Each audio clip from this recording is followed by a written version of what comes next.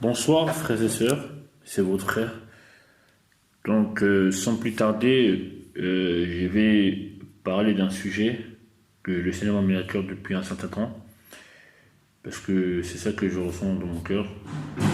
Et je voudrais parler sur Matthieu 24 à partir du verset 6 jusqu'au verset 8. Je lis au nom de Yeshua. Mais vous entendrez parler de guerre et de bruit de guerre. Veillez à ne pas être troublés, car il faut que toutes ces choses arrivent, mais ce ne sera pas encore la fin. Car une nation s'élèvera contre une autre nation, un royaume contre un autre royaume. Il y aura des famines, des pestes et des tremblements de terre en divers lieux. Mais toutes ces choses ne seront que le commencement des douleurs. Voilà, c'est ce passage-là que je voudrais partager parce que à l'heure actuelle, quand je regarde les mondes d'aujourd'hui, je me rends compte vraiment que la parole du Seigneur Jésus-Christ est vraie et elle s'accomplit aujourd'hui. Quand on regarde en Afrique, en Asie, en Amérique, en Europe, avec toutes ces manifestations, avec toutes ces guerres, à cause de l'argent, bien sûr, et à cause aussi d'autres choses aussi, des choses comme le minerai, le coton, et, etc. Et je me rends compte que vraiment la parole est vraie en fait. Et vraiment le Seigneur nous avertit de toutes ces choses-là que ça doit arriver en fait. Et le Seigneur en fait, il veut pas qu'on soit troublé en fait. Parce que quand on parle de trouble, c'est-à-dire qu'on va dans tous les sens en fait. Et pour appuyer sur le mot trouble, je vais prendre un autre passage. C'est dans le livre de Jean, chapitre 14, si je ne me trompe pas, à partir du verset, du premier verset, je vais le lire au nom de Yeshua. Que votre cœur ne se trouble pas, vous croyez en Elohim, croyez aussi en moi. Voilà, il faut savoir une chose, que les nations elles se troublent en fait, parce que il n'y a pas Jésus autour des nations, parce que la parole dit que le maître de ce monde, c'est le diable en fait, c'est Satan lui-même. Mais pour nous, les enfants de Dieu, notre maître, c'est Jésus-Christ. Et le Seigneur nous appelle à ne pas être troublés en fait, parce que toutes ces choses, ça doit arriver. Et ils sont là en fait. Et le Seigneur nous appelle à rester calme auprès de lui en fait, à ne pas être troublé. Parce que dans la parole, il est écrit que celui qui croit en Yahushua Mashiach, il ne sera pas confus, il ne sera pas troublé en fait. C'est ça que le Seigneur nous a dit en fait. Et le Seigneur veut qu'on soit bâti sur lui. C'est pour ça que le Seigneur me met à cœur de parler de ça encore. Et j'aimerais prendre un passage dans la Bible. C'est dans le premier livre de Thessaloniciens, si je ne me trompe pas, ou le deuxième livre. Attendez, je cherche ces passages. Je crois que c'est dans le premier livre, si je ne me trompe pas. Attendez, non, c'est dans le deuxième livre de Thessaloniciens. Deuxième livre de Thessaloniciens, chapitre 2, à partir du verset 1er. Mais au sujet de l'avènement de notre Seigneur Yahushua Mashiach et de notre ressemblance, de nos rassemblements, auprès de lui, nous vous supplions, frères, de ne pas être rapidement agités hors de vos pensées, ni troublés par un esprit, par une parole ou par une lettre, comme si c'était par nous, comme quoi le jour du Mashiach était imminent. Vous voyez, frères et sœurs, la parole est vraie. Le Seigneur a dit, on ne doit pas être troublé par aucune parole, par une lettre ou un esprit en fait. C'est ça que le Seigneur nous dit en fait. C'est-à-dire qu'il ne faut pas qu'on soit troublé par quoi que ce soit. Le Seigneur nous a averti qu'on ne doit pas être troublé en fait. Parce que le diable en fait il va venir, il va se déguiser en ange de lumière comme la parole le dit. Et il va essayer de nous troubler en fait en nous envoyant des mauvaises paroles, tout ça. Parce que en fait le diable est très malin en fait. Et c'est lui qui provoque toutes ces choses-là en fait. Parce que au commencement, quand on regarde la création du Seigneur, le Seigneur a créé toutes choses merveilleuses en fait. Il a créé le ciel, la terre en bon état. Mais l'homme lui-même, que le Seigneur a confié toutes ces choses-là, a détruit la terre à cause du péché en fait. Depuis la chute d'Adam et Ève, même bien avant, le monde a été en mauvais état depuis la chute de Satan en fait. Quand on lit dans le livre d'Ésaïe, dans Ézéchiel et tout. Et depuis la chute d'Adam aussi. Et depuis la désobéissance d'Adam et tout. Donc voilà, c'est ça en fait la source de tous ces malheurs qu'il y a sur la terre en fait. Et c'est pour ça qu'il y a des troubles dans toutes les nations, toutes ces choses-là à cause du péché et toutes ces choses-là. Et on va revenir dans Matthieu 24.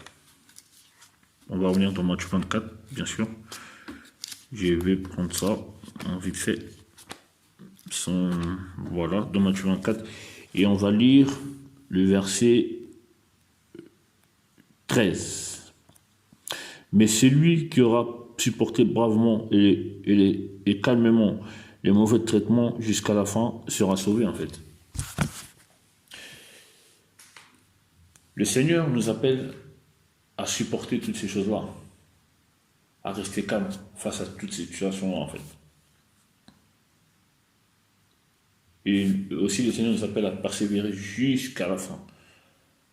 Parce que on sait que le Seigneur revient bientôt et on sait que c'est lui qui mettra fin à toutes ces choses-là en fait. Mais aussi nous devons prier pour les nations. Nous devons avertir. Nous devons annoncer la parole à toutes les nations. Et alors c'est là que la fin viendra en fait. Parce que le but du Seigneur c'est de sauver l'humanité en fait. Le Seigneur il veut sauver tous les hommes en fait. On va le lire dans le livre de Timothée, dans le premier livre de Timothée, au chapitre 2. Attendez, je vais prendre le passage biblique pour vous montrer que c'est vrai, pour que la Bible vous montre que c'est vrai, parce que seule la Bible est vraie. Je vais lire. Premier livre de Timothée, chapitre 2. Je lis au nom de Yeshua. J'exhorte donc avant toute chose à faire des requêtes, des prières, des supplications et des actions de grâce pour tous les humains, pour les rois, pour tous ceux qui sont constitués en dignité, afin que nous menions une vie paisible et tranquille en toute piété et dignité. Car cela est bon et agréable devant Elohim, notre Sauveur, qui veut que tous les humains soient sauvés et qui viennent à la connaissance précise et correcte de la vérité. Vous voyez, frères, c'est sœurs, le Seigneur nous appelle à prier pour tous les humains, en fait. C'est ça que le Seigneur nous dit, en fait. Parce que Dieu aime les humains. Dieu veut sauver les humains. Dieu, il ne veut pas que les humains vont au lac de feu pour le tenter. Parce que Dieu n'a pas créé le lac de feu pour les humains, en fait. Mais il a créé le lac de feu pour Satan, c'est évidemment depuis le début. Mais si l'homme va où l'homme ira dans le lac de feu, ça sera à cause du péché et aussi à cause des conséquences de ces choix-là, de ces mauvais choix qu'il aura choisis en fait. Et le Seigneur, il ne veut pas que l'homme va dans le lac de feu. Le Seigneur, il veut demeurer avec l'homme dans la Nouvelle Jérusalem pour l'éternité en fait. C'est ça que le Seigneur veut en fait. Mais Vu que Dieu est bon, il nous a donné le libre arbitre. Il nous a donné le pouvoir de choisir le bien et le mal. Mais les seigneurs, ils nous conseillent de choisir le bien. Parce que les seigneurs, ils font notre bien. Mais malheureusement, les humains, aujourd'hui, ils ont, ils ont choisi la mauvaise voie. Les humains, ils sont attachés à l'argent, aux femmes, au sexe, au bien matériel, en fait. Alors que on sait très bien que toutes ces choses-là sont vanité, des vanités comme Salomon l'a dit, en fait. Et toutes ces choses-là vont rester, en fait. Je vais lire, pour ce, pour ce que je suis en train de te dire là, je vais lire toujours dans le livre de Timothée, au chapitre 6, à partir du verset 7, je vais lire 1 Timothée chapitre 6, verset 7, je vais le lire. Car nous n'avons rien apporté dans le monde et il est évident que nous ne pouvons rien emporter. En gros, le Seigneur nous fait comprendre que nous sommes venus avec rien et on partira avec rien en fait. Parce que nous sommes poussière et on retournera à la poussière. Et l'esprit retournera à Dieu et maintenant c'est l'âme qui est le plus important. Soit l'âme de l'homme va en enfer ou au paradis. Et c'est à l'homme de choisir s'il veut suivre les seigneurs ou pas. Mais il faut savoir une chose que toutes choses, les voitures, l'argent, toutes ces choses-là, ça va rester sur terre. Et toutes ces choses-là seront détruites. Parce que le Seigneur a dit dans le livre de Pierre, au chapitre 2, deuxième Pierre, au chapitre 3, pardon, je vais lire, deuxième Pierre, chapitre 3, je vais lire, attendez, je cherche les passages. 2 Pierre 3 au verset 7. Mais les cieux et la terre d'à présent sont gardés par la même parole, étant réservés pour le feu au jour du jugement et de la destruction des hommes impies. Je relis. 2 Pierre 3, verset 7, je relis. Mais les cieux et la terre d'à présent sont gardés par la même parole, étant réservés pour le feu au jour du jugement et de la destruction des hommes impies. Et je vais lire un peu plus haut, parce que c'est ce verset-là que j'ai cherché, si je ne me trompe pas. Et au verset 6, je vais lire, et que par ces mêmes moyens, le monde d'alors fut détruit, étant submergé par les eaux du déluge. Mais les cieux et la terre d'à présent sont gardés par la même parole, étant réservés pour le feu au jour du jugement et la destruction des hommes impies. Il faut savoir. J'ai lu encore au verset 10. J'ai lu encore au verset 10 si je me trompe. Voilà, au verset 10, je vais lire. Or, le jour du Seigneur viendra comme un voleur dans la nuit. En ces jours-là, les cieux passeront avec le bruit d'une effroyable tempête, et les éléments sont dissous par l'ardeur du feu, et la terre, avec toutes les œuvres qu'elle renferme, seront brûlées entièrement. Vous voyez, frères et sœurs, les Seigneurs confirment que le ciel et la terre sera détruit entièrement avec toutes leurs œuvres. Les voitures, l'argent, les maisons, tout ça, le Seigneur a dit que toutes ces choses-là seront détruites entièrement. C'est pas moi qui a dit, c'est la parole qui dit. Voilà, c'est ça que le Seigneur nous dit en fait. Et le Seigneur, il veut qu'on s'accroche à lui. Le Seigneur, il veut qu'on le cherche. Parce que c'est le plus important. C'est le plus important en fait, de chercher le Seigneur. Le Seigneur a dit, cherchez premièrement le royaume de Dieu et sa justice, et toutes ces choses nous sont données par-dessus tout en fait. Le Seigneur, il fait qu'on cherche d'abord sa justice et son royaume, parce que le plus important, c'est le royaume. Parce que nous sommes dans ce monde, mais nous ne sommes pas de ce monde. On sait que ce monde va à sa perte. Mais nous avons une espérance, une cité céleste qui est la Nouvelle Jérusalem. Dans Apocalypse 21, le Seigneur nous a promis toutes ces choses-là, en fait. Et le Seigneur, il veut qu'on regarde à lui, en fait, dans ces temps de la fin. Parce que le Seigneur, il a dit, toutes ces choses que nous voyons, ça doit arriver, en fait. Et c'est là, et ça arrive. Il y aura de plus de guerres, il y aura plus de morts, il y aura plus d'attentats. Mais ces choses-là sont là. Mais le Seigneur ne veut pas qu'on s'arrête là-dessus. Il veut qu'on prie. Il y a beaucoup de personnes à sauver. Le Seigneur nous a confié cette responsabilité. Le Seigneur a dit, nous sommes la lumière du monde, nous sommes les sels. Nous devons éclairer le monde. Nous devons éclairer nos familles. Nous devons éclairer nos frères et sœurs. Nous devons éclairer les gens qui ne prient pas. Nous devons éclairer les autorités. Nous devons éclairer chaque être humain en fait. Parce que le Seigneur nous a donné ses pouvoirs. Le Seigneur nous a donné le pouvoir de marcher sur la puissance de Satan, comme c'est marqué dans Luc 10 à partir du verset 19. En fait. Parce que Dieu aime les humains. Mais les problèmes de l'humain, il ne veut pas chercher le Seigneur. Il veut chercher son propre intérêt en fait. Mais le Seigneur est merveilleux dans son amour. Parce que il est mort pour nous. Il est mort pour nos péchés. Il a pris tous nos péchés à notre place. Nous qui avons fait des bêtises, le Seigneur a pris tous nos bêtises, tous nos péchés à notre place, afin qu'on ait la vie éternelle. Je vais lire un dernier passage pour encourager le monde, pour encourager les frères et sœurs. Je vais lire dans le livre de Jean, chapitre 3, à partir du verset 16.